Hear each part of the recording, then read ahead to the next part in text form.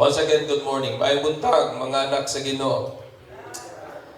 Observable conduct of having learned Christ. Kani bang nagakadayag o nagakakita pa nato ng mga gawi o mga pamatasan o kinaiyahan sa usang tao nga nakakatun o nakaila nga kang Kristo mga igsoon. Ang atong text, makita natin in the book of Ephesians chapter 4, verses 17 down to 32. Pero diri lang sa ko magbasa, taman lamang sa 25, kay giseries ko man kini. Ingon si Pablo, "This I say, therefore, and testify in the Lord, that you should no longer walk as the rest of the Gentiles walk, in the futility of their mind, having their understanding darkened, being alienated from the life of God, because of the ignorance that is in them, because of the blindness of their heart, who, being past feeling, have given themselves over to lewdness, to work all uncleanness with greediness. But you have not so learned Christ. If indeed you have heard him and have been taught by him, as the truth is in Jesus, that you put off concerning your former conduct the old man which grows corrupt according to the deceitful lust, and be renewed in the spirit of your mind, and that you put on the new man which was created according to the new man, which was created according to God in true righteousness and holiness."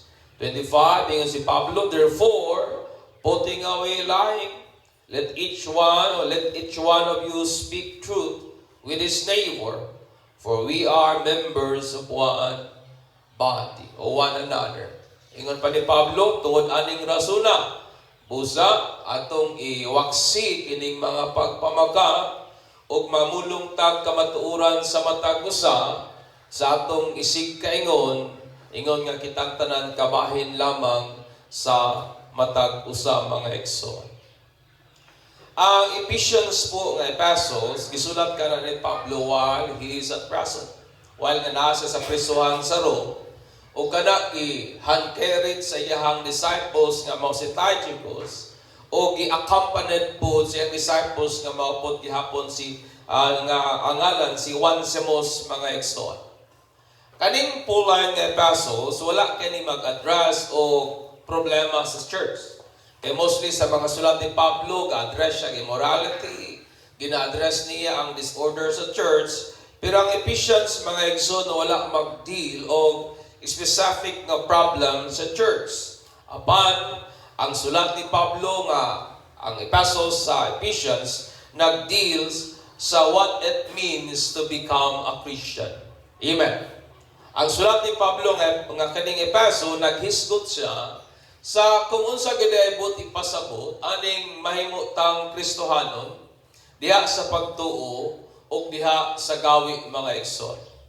What does it mean to become a Christian in faith and in actions? O kini nga sulat ni Pablo nag-urge o naghagit ba ka sa mga Ephesian saints nga magkinabuhi silang takos sa ilahang tawag. Magkinabuhi nga takos sa tawag nga sila gitawag sa Ginoo, nga dili sila maglakaw sumala ba sa mga Gentiles, the rest of the Gentiles, nga wa pagyud makaila o makasinati kang Kristo mga igsoon. Sama sa mga Ephesians nga convert kay kaniadto di magita Christian, na convert naman tayo to Christianity. Kita kaniya to, my friend, we were once walk in the futility of our mind. Nagalakaw kita kaniya to diha sa kahugaw sa atong hunahuna, having our understanding darkened, kini nga tong panabot ng ngitngitan, being alienated from God because of our ignorance and blindness. Nalayo kita sa Ginoo tungod sa atong pagka-ignorante o tungod kay mga nangabutahan pud kita. And then, kinunsa man kita kaniadto without shame, mga way-uwaw, giving ourselves to lustful pleasure, atong ginahatag ang atong kaugalingon nga na sa makauulaw nga buhat sa ulo, impurity and greediness, kaning pagkamahugaw o kining pagkahakog mga igsoon. But dili sa aniyang paagiha nga atong nailhan sa Jesus. Amen. This is not the way nga atong na-learn or na-comprehend si Christ nga mao ang kamatuoran. Sumala sa gingon ni Apostle Paul ngadto sa iyang recipient mga igsoon. Diha kang Kristo, we are new creation. Amen. Diha kang Kristo, mga bag-o na kitang mga binuhat. And for this reason, we are mandated. Gisugo kita to put off our old man and its conduct. Ngadto bang hukason kini bang karaan nga tao uban ang iyang mga pamatasan o gawi o atong igasulob kining bag-ong tao and its conduct mga igsoon, which was created after the likeness of God. Nga gibuhat sumala gyud sa kinayahan sa Ginoo and through righteousness and holiness. Sa tinuod nga pagkamatalong ug pagkabalaan, so katong taong nakaakwar, katong taong nakabaton og kahibalo nga natudluan og may kasinatian diha kang Kristo, will showcase an observable conduct as He put on the new man, mga igsoon. Katong tao bang nakaila og naay kasinatian kang Kristo? Katong bang mga taong natudluan ba kabahin kang Kristo? Magapakita sila og mga gawi og mga pamatasan, mga igsoon, ingon nga ilahang ginasulob kining bag-ong tao that was created after the likeness of God. Sama bitaw ng taong o sama bitaw kanato, labi na kay uso naman ang mga party karon. Kana bitaw magsulob ka og maayo kayong bisti og mamatikdan gyud ka. Amen. Kanang dress well gyud ka ba? Ingon bala dress to impress. Mamatikdan gyud ka, mailhan gyud ka mga igsoon. O gani ang mga pipilang observable conduct o sa taong nakakaton diha kang Kristo. Isa lang sa akong i-impart kanong kabuntagon kay medyo taas-taas gyud ni kung ato siyang ato gyud siyang tagsa-tagsaon mga igsoon. Una nga punto na I want to impart is this, the language of truth. Ang lingwahe ba sa kamatuoran?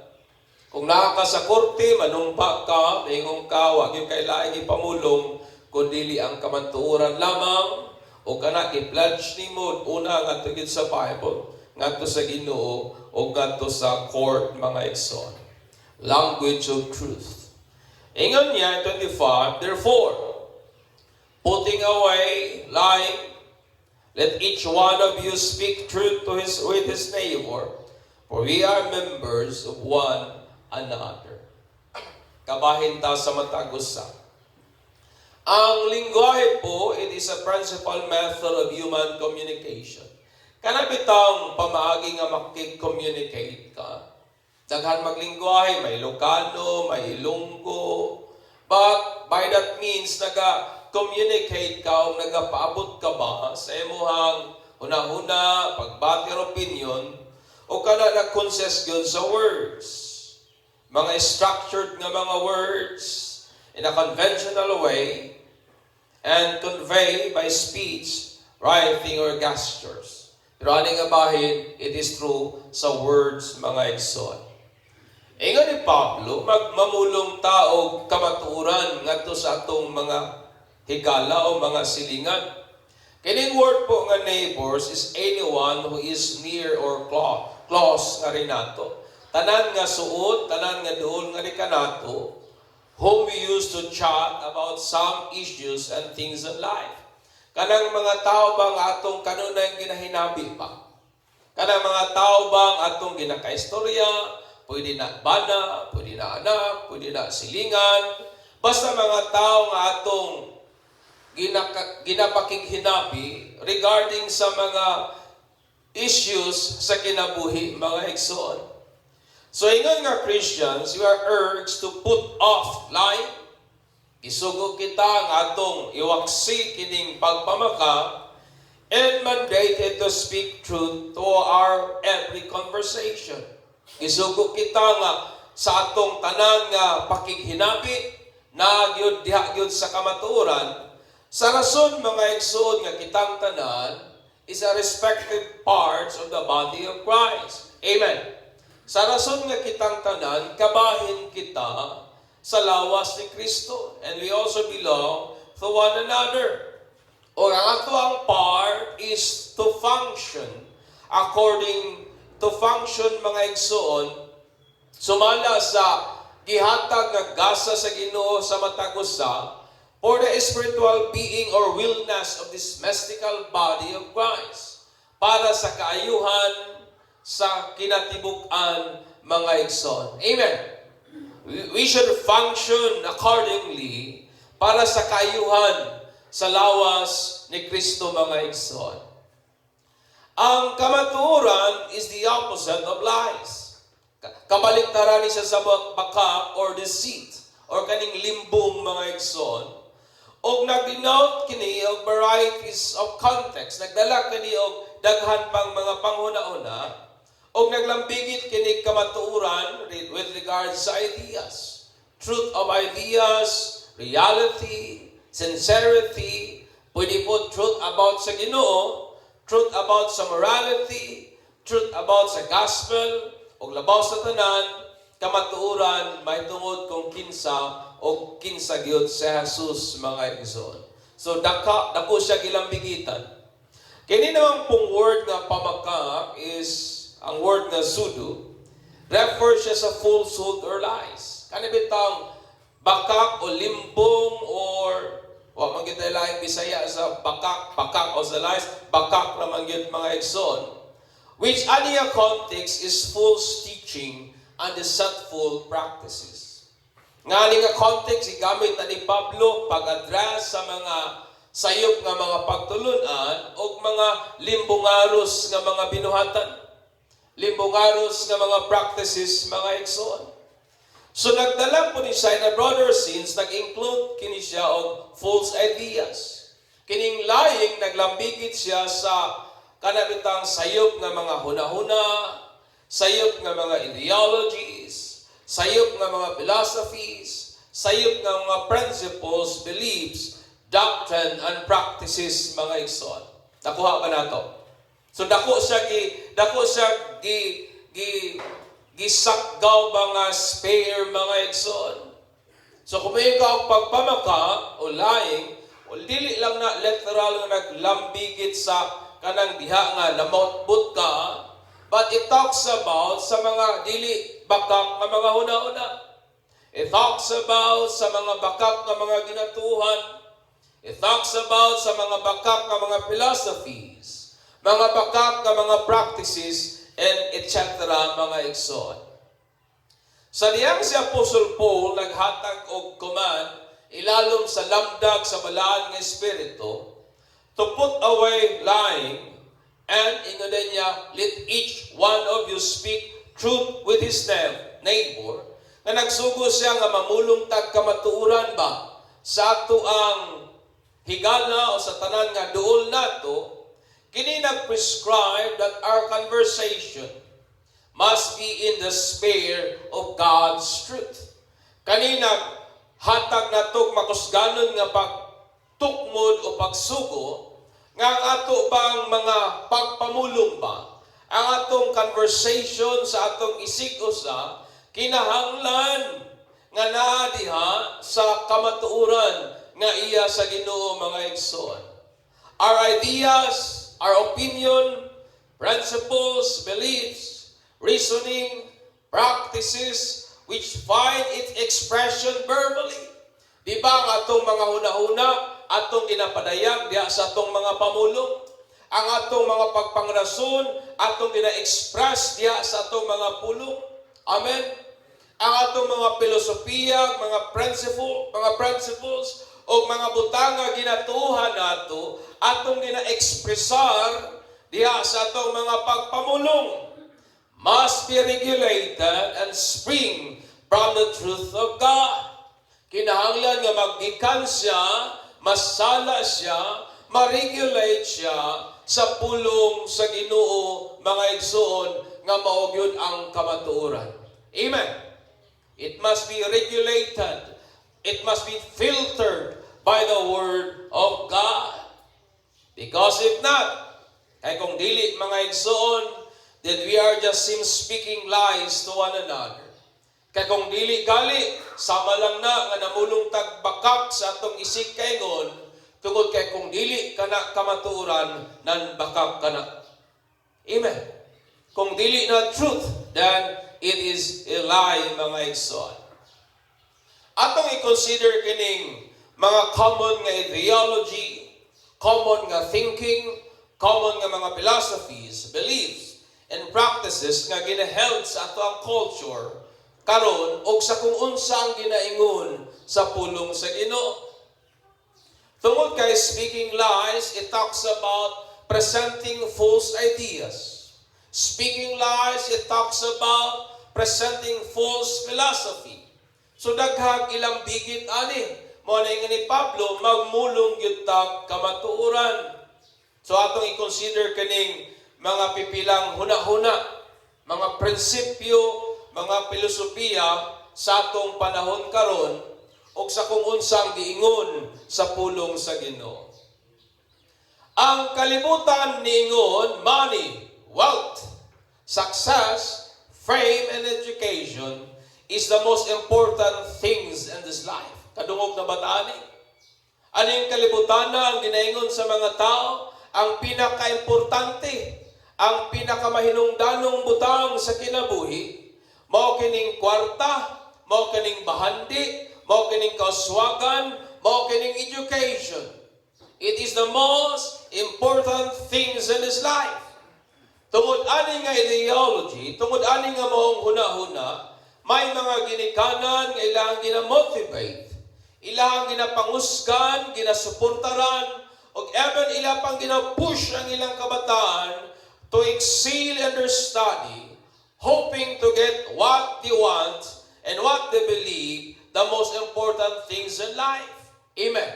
Tungod sa mga huna-huna, may mga ginikanan nga usahay ginapush nila ilang anak na paningkamot yung tuon kang pinaka-importanting butang sa kinabuhi kining pagtuon.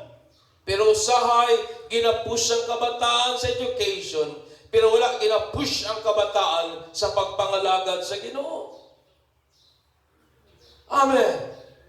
Tungod sa mga ideolohiya, ang mga bata usab nang nagko uban sa pagtuo nga that drives their endeavor and fuel their ambitions, thinking nga kaning sought after nga mga butang is the most important things in life. Didako sila uban sa huna-huna, alang igon ra ba ni mama, pinaka-importante education, pinaka-importante kwarta, pinaka-importante success. So nagdako sila, naningkamot, makapot na nga mong mga butanga. Kaya naga-fuel nila, naghuna-huna sila, nga mo niyang pinaka-importanting butang. They didn't measure success in life out of material prosperity, successes, and achievement.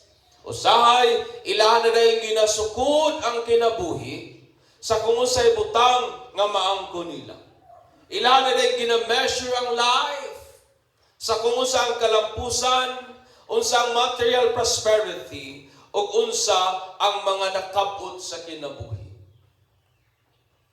Paminaw gali mo during sa mga reunion o sa kasagarang isgutan, achievement. Mga class reunion, paminaw gali o sa kasagarang isgutan, mga successes sa life, etc. Is money, wealth, success, fame, power, and education are the most important things in this life. Ang akong pangutana mo ni, ang kwarta ba? Ang kalampusan ba? Ang edukasyon ba? Kasikatan ba?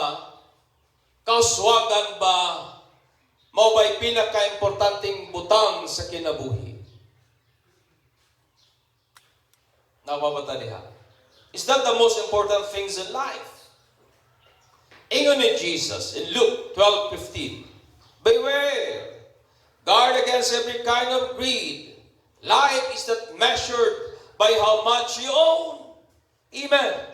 Ang kinabuhi, wala nato nagakasukod sa kung unsay naa nato. Life is not measured by education. Life is not measured by your achievement.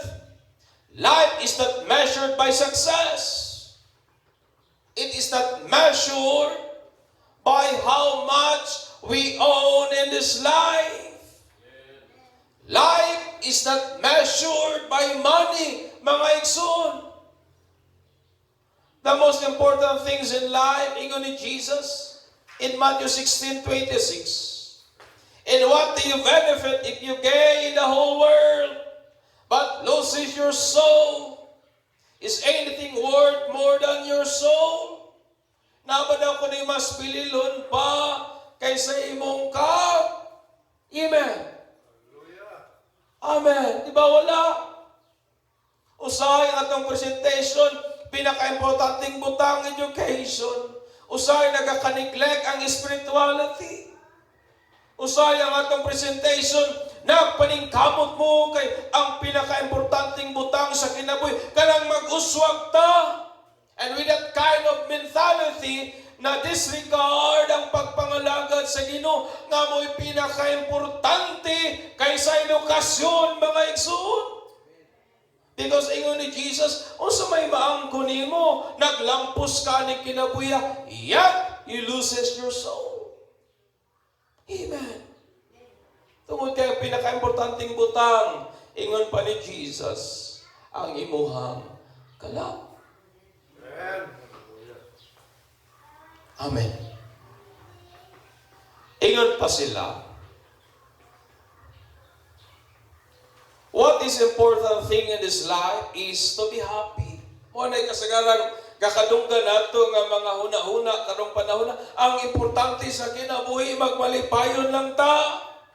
Nga malipayon ta sa atong mga ginabuhat regardless of what other people says.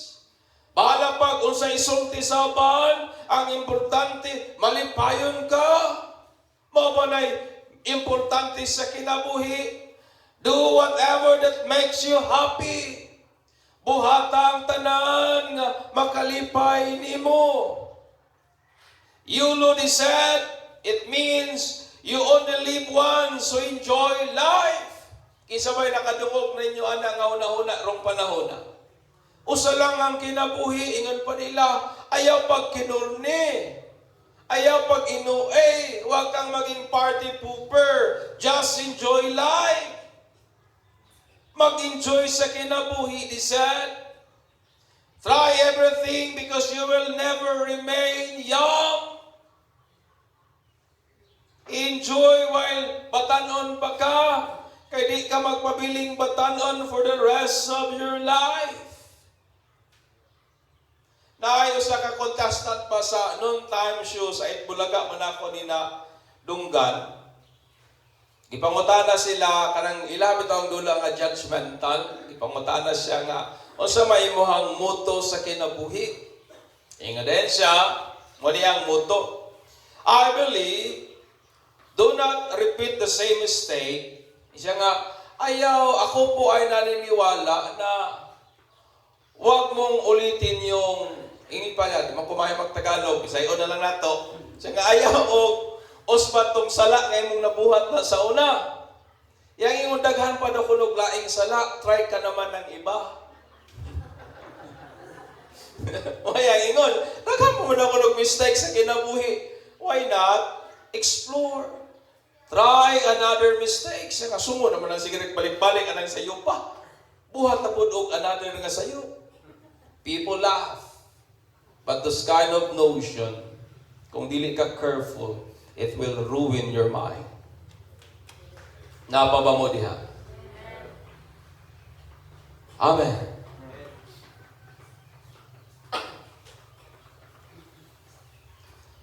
Some individual make everything that they think it could make them happy. May mga pipila nga naghuna-huna sila. Nabuhaton yun nila ang tanang butang nga makalipay nila. That's why they fill their lives with variety of thrills. Ilahang gipuno ang ilahang kinabuhi o kanang daghan nga mga adventurous nga mga feats sa kinabuhi, mga adventurous nga mga lakaw. Gipuno nila ilang kinabuhi with pleasures, with cars, daghang kay collection sa mga sakyanan. They enjoy themselves with food, achievement, accomplishment, etc. With this idea in mind, many individuals become hedonist and materialistic. Tungod ani nga huna-huna, daghan og mga tao nga nahimong pleasure lover. Nga way lang gihuna-huna ang personal lang nga kalipay. Because according sa mga hedonists, the most important thing is in this life is your own happiness. Kadungog na babaan eh. Ang pinaka-importanting butang sa kinabuhi, ang imong kaugalingong kalipay. Mo na bisag bawal kay malipay man ka, hala sige. O daghan pong mga tao because of this idea, nahimong mga materialistic mga igsoon. Is personal happiness the most important things in this life? Ang ato bang kaugalingon yung kalipay? O kanang nagmalipayon magyud taaning kinabuhi amoy pinaka-importante? Pangutana daw na imong tapat. Mao ba na importante nang nalipay lang ka? The Bible encourages us to enjoy life but with a sense of accountability. Amen. Gidasig man ta sa Bible nga atong ikalipay ang kinabuhi, pero dapat na ay paghuna-huna nga may tulubagong ta kung giunsa nato pag-enjoy ang kinabuhi. Si Solomon mingon, now all has been heard in Ecclesiastes 12:13-14. Now all has been heard, here is the conclusion of the matter. Fear God and keep His commandments, for this is the duty of all mankind. For God is bring every deed into judgment, including every hidden thing, whether it is good or evil. Ingon pa ni Solomon, dili ang importanteng butang sa kinabuhi nga malipay ta. Dili ang pinaka-importanteng butang sa kinabuhi ang atong personal happiness. Ingon pa ni Solomon, the most important things in this life is to obey God's commandments. Amen. Kay mo na Yahweh anong magmalipayon ta. Amen. Di ba lahi usay ang presentation sa kalibutan?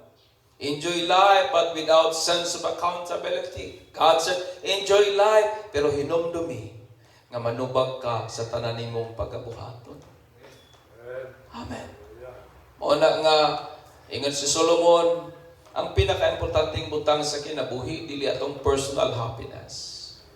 Ang pinaka-importanting butang sa kinabuhi siya.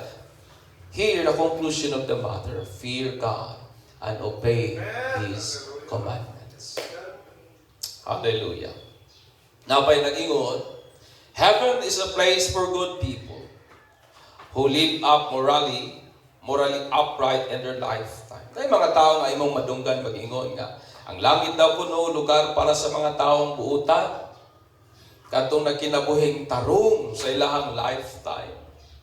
Muna nga may mga pipila nga naningkamot, nga buhaton ang ilang pinakamayong gawi o pinakamayong batasan, ingna na imong tapat. Ingna ba? Napay mga taong way Kristo mas buutan pa nimo. Tinuod na. Na yung mga taong wa makaila o Ginoo pero mas buutan pa gyud dato. Kaya na yung mga tao nga naghuna-una nga sa ingani laging pagiha, they will gain their rightful place in heaven. Naningkamot sila magbinuutan in hope of heaven. Ngayon pa sila na po'y nag-ingon nga you can atone your sin by your personal opinions and sacrifice. Ngayon muhang Mabayaran ang imong sala pinagi sa imong kaugalingong sakripisyo o sa imong kaugalingong finance, my friend. Because of this, some do humanitarian works. Tungod ani, may mga tao nga nagahimo o kanabitang pagtabang gyud sa isig kaingon. Others seclude themselves from societal involvement, believing that by doing it, their sins are forgiven. Di ba na yung mga tao nga nagingon, buhat ng iyong maayo, malangit ka.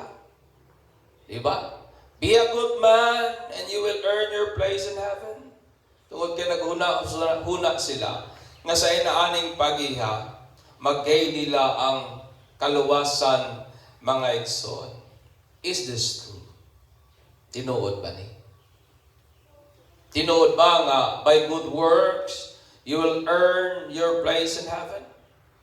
Tinuod ba that being morally upright, mahimutang right in the eyes of God? Ang Bible nagingon that none of us are righteous, and all of us are sinners even at the womb of our mothers. Ingon ni David in Psalm 51:5, surely I was sinful at birth, sinful from the time my mother conceived me. Amen. Ingon pa niya, ako, nabalang ko sa taguangkan, sa ako ang inahan, o ana, nagbit-bit na kong sala. That it needed for the Son of God to become man, to suffer and die, for only through His shed blood we receive redemption and forgiveness of our sins through faith. Tungod anak nga itong alaot nga kahimtang, gikinahanglan nga ang Diyos magpakatao, aron mahimong sacrifice para nato alang sa kaluwasan o kapasayloan sa atong mga sala through faith, mga igsoon. Ingon si Paul in Ephesians 2:8-9, for it is by grace you have been saved through faith. This is not from yourself, it is the gift of God, not by works, so that no one can boast. Amen. Ang gasa sa Ginoo mao kini, libreng kaluwasan, agi sa grasya, dili agi sa buhat, aron nga walay ni usang manghinambo. O kinahanglan nga magpadayon ta aning maong pagtuuha and serving the body of Christ, mga igsoon. What the word says, do good works and you will go to heaven. But Jesus said, no. Bisan pag-unsa katarong ang tao, kung di siya mudawat kang Kristo, huwag yun siya iluna sa gingharian sa Ginoo. Di ba usahay kita, mga Kristohanon, mayroon ba ako ta usahay nga, sige lang langga, bahalag di ka magsimba, pag binutan ng Diyod, malangit Diyod ka. You are not speaking truth, you are speaking lies. Tungod kay wag mag-ingon ng Ginoo nga mo na'y pamaagi, nga marekonsalta balik sa Ginoo. Napagay mga tao nga nag-ingon, nga kitang tanan, we all believe the same God, and all religion only offers a different path to that same God. Nga kitang tanan, nagtulong tag usang Dios, ug ang matag relihiyon naghatag lamang nag lahi-lahi nga dalan paingon sa maong Ginooha. There are many different ways to obtain salvation. Nga daghan daw kuno pamaagi nga maangko nimo ang kaluwasan. Daghang klaseng pagtuo that leads to the same destiny. Lahi-lahi nga pagtuo pero usang destinasyon lang ang padulngan tinuod pa ni. Is this true, mga igsoon? What Jesus claimed oppose aning mong worldview ingon ni Jesus, because Jesus claimed exclusivity. Iyang ingon in John 14:6, I am the way, the truth, and the life. No one comes to the Father except through me. Amen. Wala ningon si Jesus nga si Buddha ang way, nor si Muhammad ang dalan. Ingon ni Jesus, I am the way. Amen. Wa nagilaing dalan. Salvation is only found in Jesus. Jesus is not one of the many ways, but Jesus is the only way. Amen. Si Jesus dili usa sa daghang dalan. Si Jesus mao lang gyud ang dalan. Ang kamaturan ug ang kinabuhi. Tapos yung mga tao nagingon, there is no God. God is just a product of human mind who longs for solace and comfort from these troubled worlds. Ingon nila, nga way Ginoo. Kanang Ginoo, resulta lang na sa huyang nga huna-huna sa tao, nga nagtinguhag paghupay sa mga kalisdanan sa kinabuhi. Di ba na mga tao naguna-una nga way Diyos? Na mga tao naguna-una, there is no heaven nor hell. Why langit, why inferno? When a man dies, he will cease to exist. Nga kung ang tao daw kung mamatay, dahil mawala lang yun siya. He will end up to nothingness, mga igsoon. Man is a product of evolution, o is a byproduct of evolution. But di ba mo na ito nagkakadunggan karon? Nga ang tao, resulta lamang sa random of chance. Nga ang tao, resulta lamang sa evolution. Nga sa una, dili ka tao, karon tao na ka. Sa una, gikan ka sa amueba. Yes, bacteria. Gikan ka diha. Na-develop. Nahimong unggoy, hangtod karon nahimong tao. You are just a byproduct of evolution, my friend. Ingon pa nila, morality is relative and there is no absolute truth. Nga kung kana, sakto para nimo imo na. Because everything is right. Because there is no absolute truth according to them. Kaning butang nga tinuod ba? Is this true? Ingon si David in Psalm 14:1, the fool says in his heart, there is no God. They are corrupt, their deeds are vile. There is no one who does good. Ingon ba si David? Kadtong mga buwang-buwang, nag-ingon silang kasing-kasing nga wala Diyos. And in Genesis 26-31, nag-ingon ng Bible that you and I are created by God, blessed by God, mga igsoon, and governed by God in us. Ikaw, ako, gibuhat ta sa Ginoo, gipanalanginan ta sa Ginoo, o gihatagan pa kita sa Ginoo trabaho, mga igsoon. In Luke 18:19, ingon si Jesus, way laing maayo kundi lang Diyos lamang, because God is the standard of good or morality. Without God, morality is just relative, mga igsoon. Ang morality, mahimong wala igo yun kasukdanan ba? That is the word relative. It means walay absolute truth. Kung sakto ka kay imo man na. Sakto man pug ko. So, kitang tanan sakto. That is the word relative, mga igsoon. Ingon pa nila, when you prepare 12 rounds fruit representing the 12 months of the year, you will be lucky and prosperous the whole year.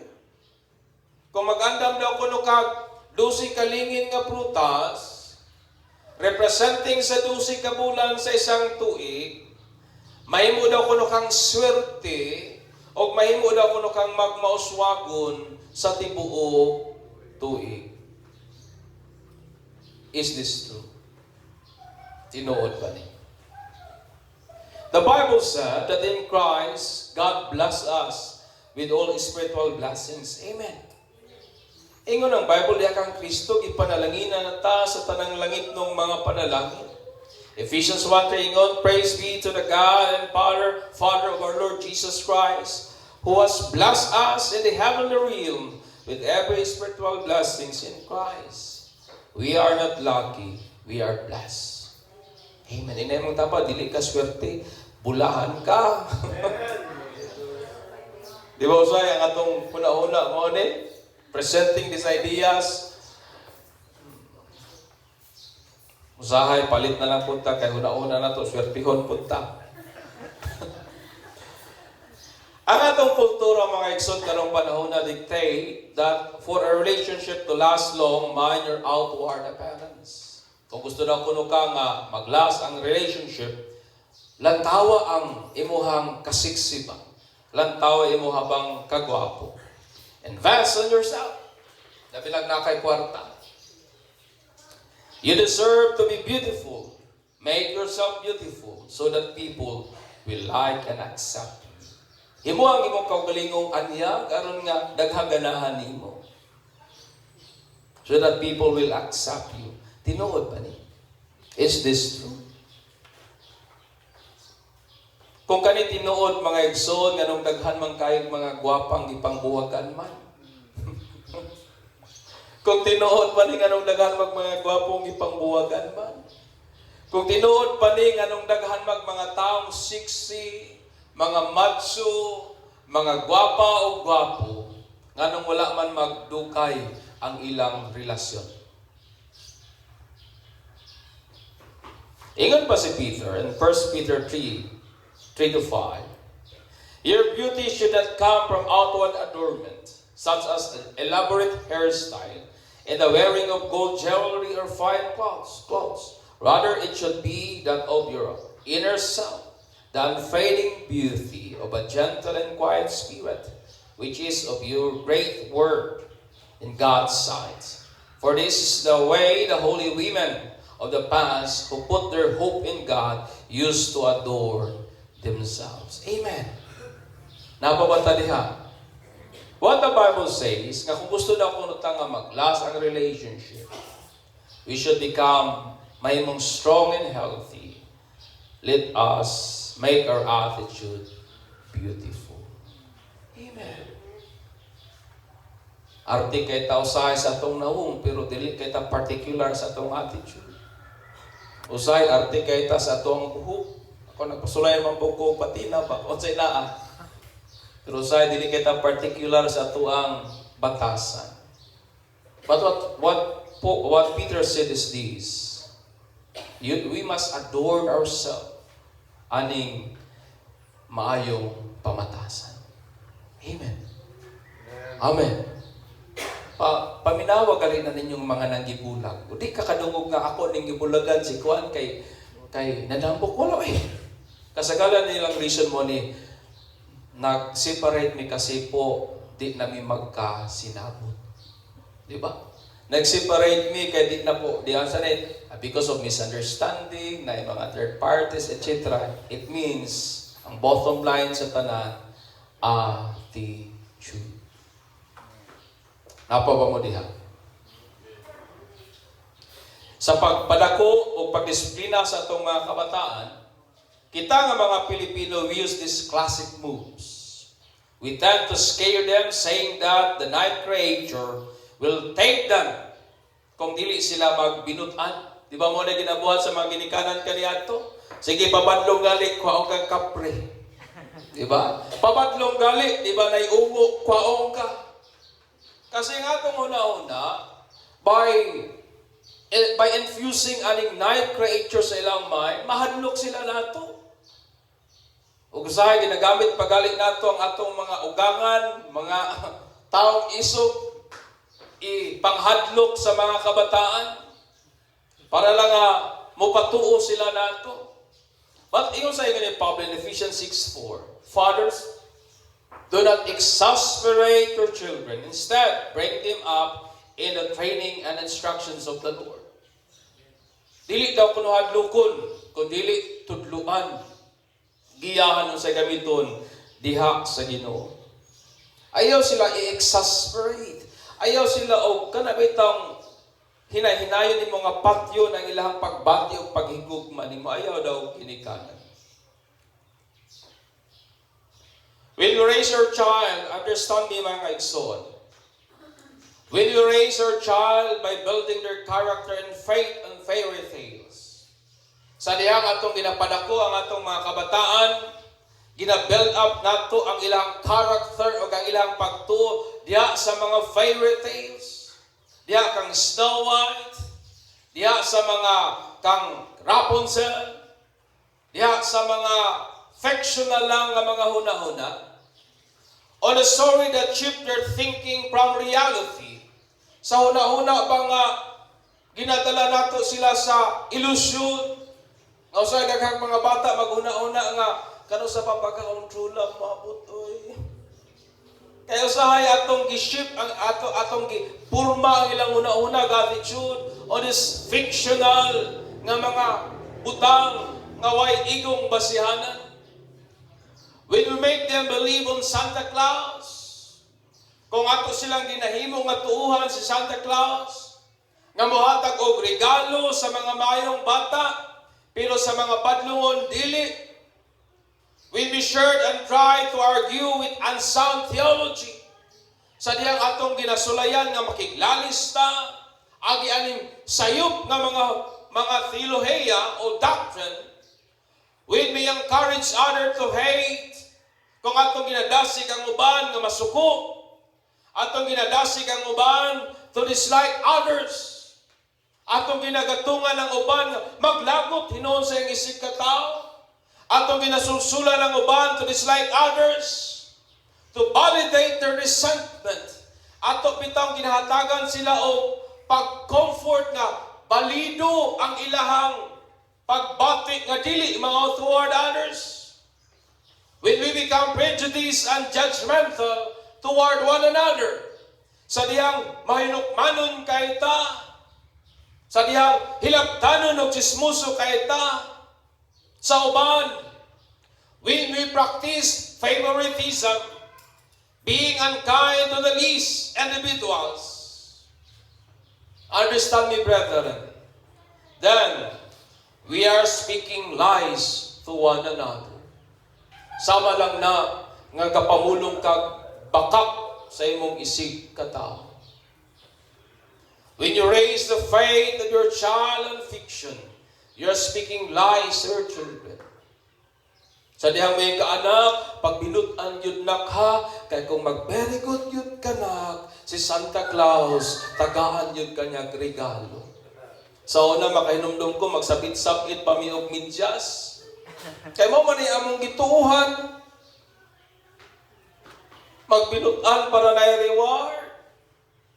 Yes, may man na mag-reward ang being good. Pero sahay, ang gigamit nato nga means pag-inculcate sa good values sa iyo. That's why daghang mga bata ni dako nga ang faith na anak ang Santa Claus, wala na kang Christ. Kabantay ba mo anak? Because we raised them.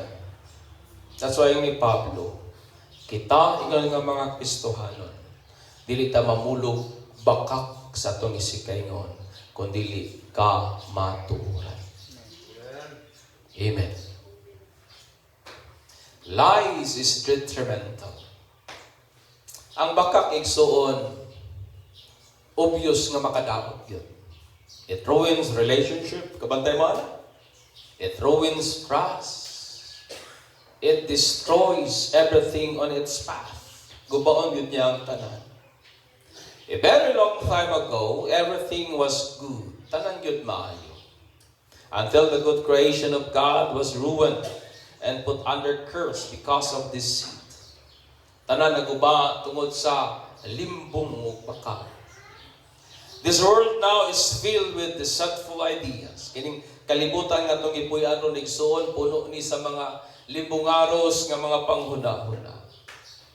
Deceitful ideologies, philosophies, principles, beliefs, and practices. Amen. O niya itong kalibutan ginapuyon karon. Daghag baka, daghag limbong, daghag dilimaw. We can say for sure that it's a lie because it doesn't conform to the unadulterated Word of God. Makaingon tang baka anuman, kaya wala na miuyon sa unsang giingon sa pulong sa Ginoo. Tungod kay sumbanan sa unsang kamatuoran ang pulong man sa Dios. Amen. That's why makaingon ta nga ang importanteng butang sa kinabuhi not wealth, because Jesus said, "Usao man imong kalibutan, kawadan ka sa imong kalahat." The most important thing in this life is our soul, mga igsoon. Amen. Truth is reality in contrast to illusion. Ang kamatuoran po mo ng realidad o batok sa kanibang illusion, it means dili tinuod. Kay usahay ra ba ning illusion abi nimo tinuod? Do ba kana bitaw nag-hallucinate ka? Abi nimo tinuod pero dili diay. If you are speaking lies and practicing things that don't conform to the truth of God, then we are living in illusion. Kung kapamulong ng tagba ka o wala mag-conform sa pulong sa Ginoo, then we are not living in reality. We are living in illusion. Kung naghuna-huna ka nga okay ra na imong gibuhat, pero ingon ang Ginoo dili, then you are living in illusion, not in reality. As new creation in Christ, mo ni akong challenge natong tanan, in love, let truth be our language as we speak to one another, which is an observable conduct of having learned Christ. Amen. Akong hagit ka natong tanan, ingon nga kita mga bag-o nagbinuhat da kang Kristo, usa diya sa gugma, tugutan nato nga atong lingwahe sa kamatuoran, o mamulong tag kamatuoran sa atong isig katao. Kay mao kini ang nagakadayag nga kanta sa taong nakakaton kang Kristo Jesus. Amen. Hallelujah. Manindog tayo